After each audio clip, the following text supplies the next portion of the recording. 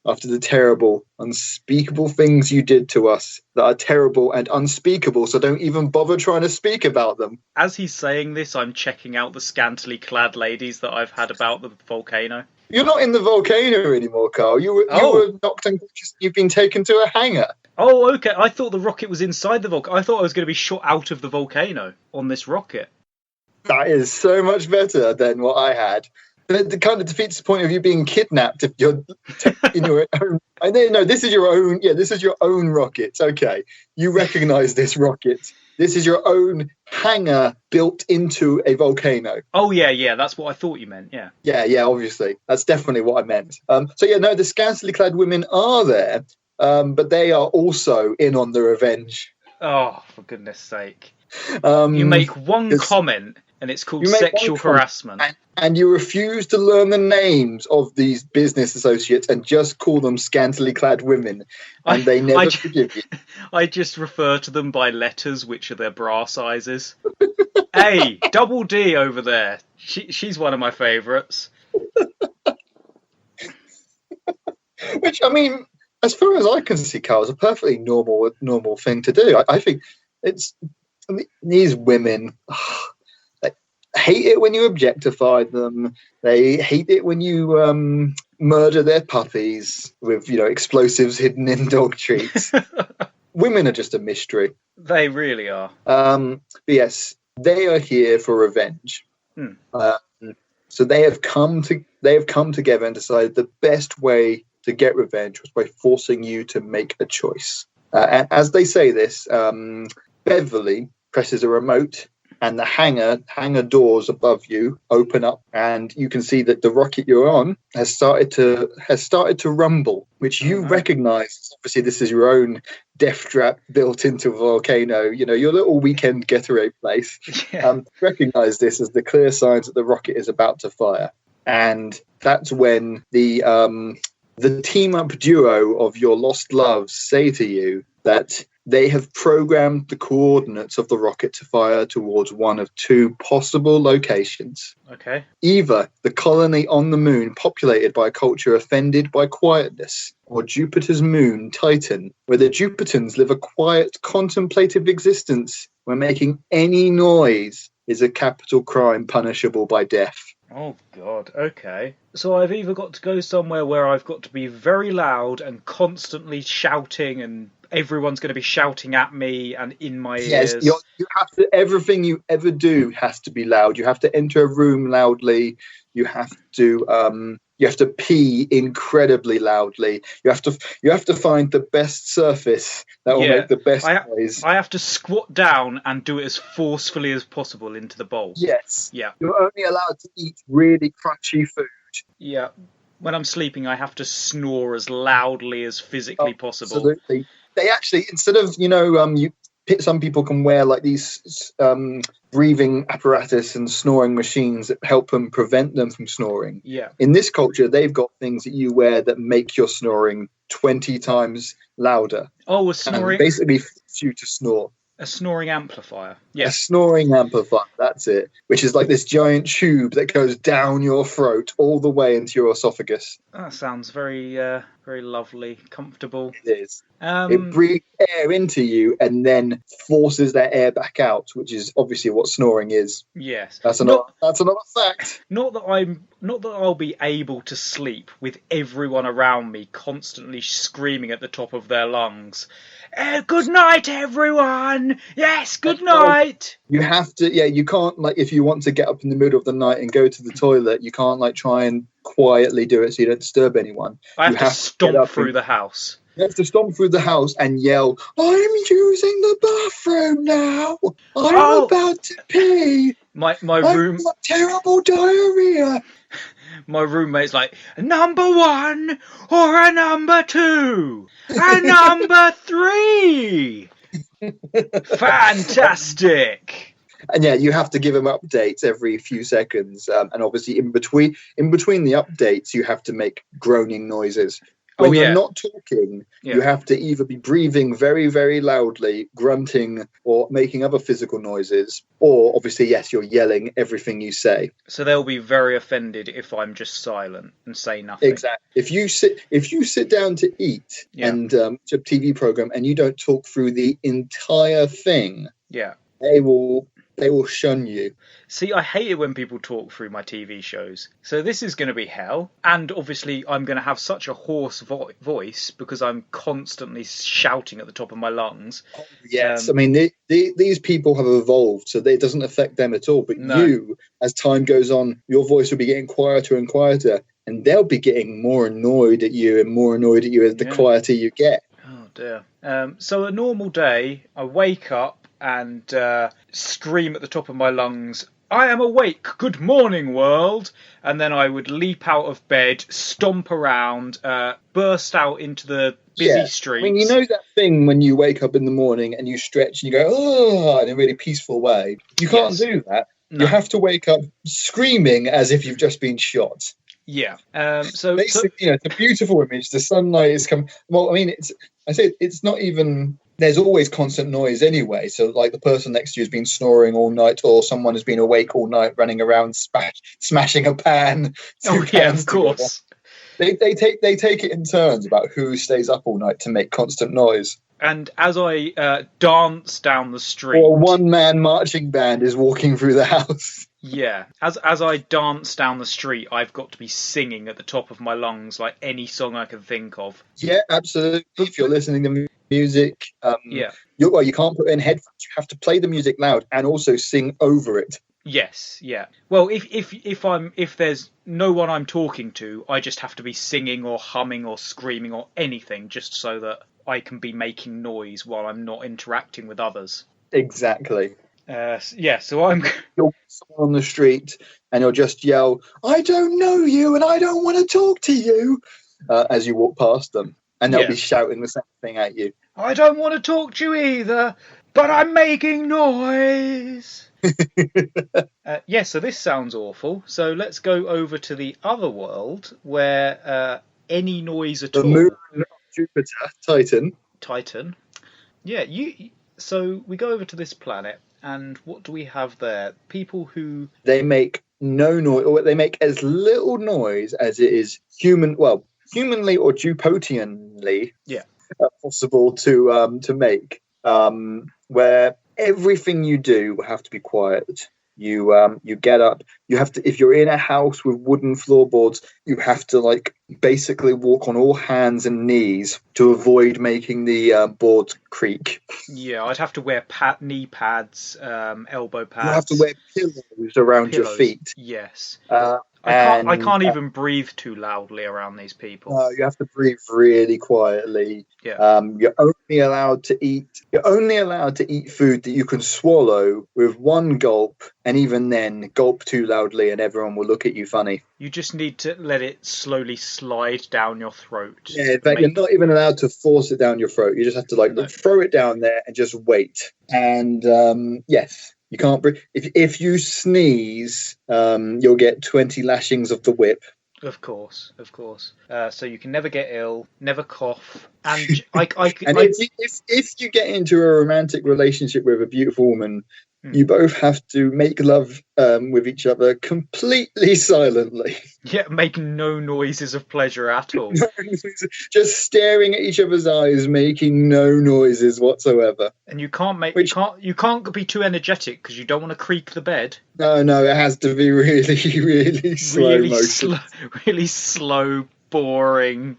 So watching... You're not even lying on the bed because, you don't want to creak the bed. You're just standing in front of each other, slowly moving backwards and forwards. Now, in the other world, where I tried to watch TV and people were talking all the way through it and I had to be talking all the way through it, in this world I wouldn't have that problem, but all of the movies and TV would be silent. They would all be silent films and silent shows.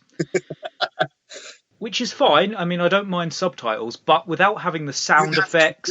You have to read the subtitles out aloud in that world. In the... Or are we talking about the other... Are we got muddled? Yeah, I'm talking about the silent world where I can't make any noise. You've got these Yeah, silent all their movies, movies silent. yeah, and And subtitled. music will be silent. It will just be words written on a piece of paper. That is music to them. See, Yeah, as music. I love music. So yeah, at least in one world I get music, and in another world I get peace and If you're quiet. watching a hilarious silent movie, you're not allowed to laugh. No, yeah. So I can't even show any like I can't even whimper if I'm scared. I can't No, no. cry. If you're getting attacked by an axe wielding psychopath, they'll be more forgiving of the axe wielding psychopath Yeah. than you if you scream for help. He's learned to use his axe very quietly. In fact, he won't even be swinging the axe at you because that makes too much of a horrible slashing noise. He'll just be slowly scratching you to death with an axe. See, I would think in this universe most murderers would just use a pillow to kill you with. Yeah, I mean he's the exception, Yeah. the crazy axe wielding murderer. But he's made an art of silent murdering. Yeah.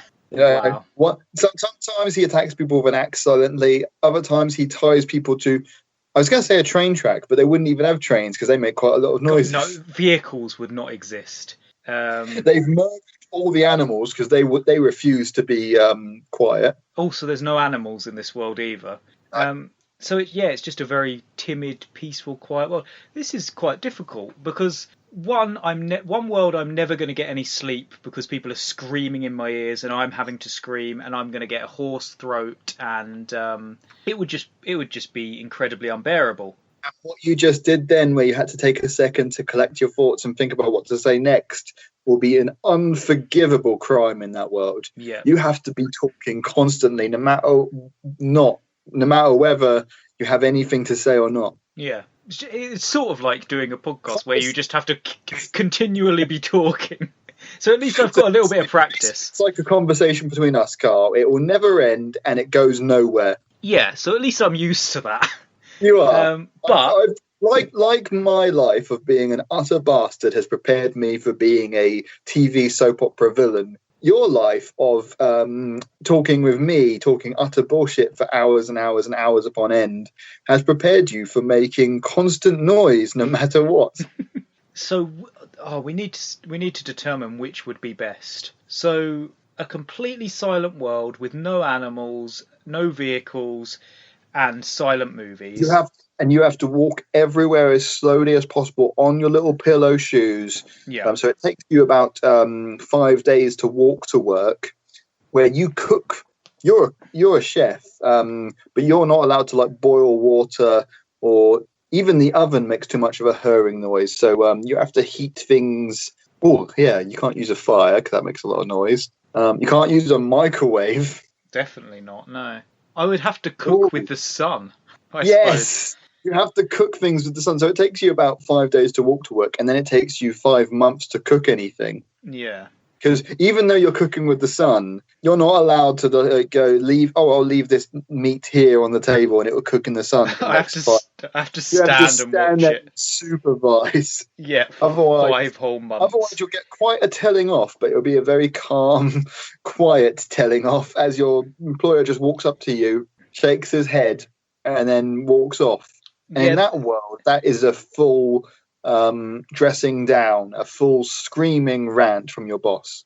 Yeah. In the other world, a full screaming rant from your boss would be ear-shattering. They would get a microphone. Well, that's just a daily thing that you get. Oh yeah, no, I mean, normal praise. Your boss saying you're a really good worker would be them screaming in your face. Yeah. But when they're angry at you and they really want to tell you off, they get like a microphone and a megaphone and various speakers around the office, and they shout and the voice echoes throughout the entire building as they go, "Kyle, you utter numpty! What on earth do you think you're doing? You've been too quiet this week." It's very polite in this culture to grab someone by the ear and scream as loudly as you can into their head. Yeah. Oh, yeah, that's customer service in that world. Yeah, so I think I'm going to have... If you're working in retail and your customer walks up to you, you have to grab them by the face and go, "What do you want?"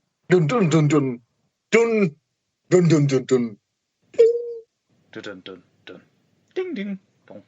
That clangers speaking in the background. Yeah, that was just the clanger back there.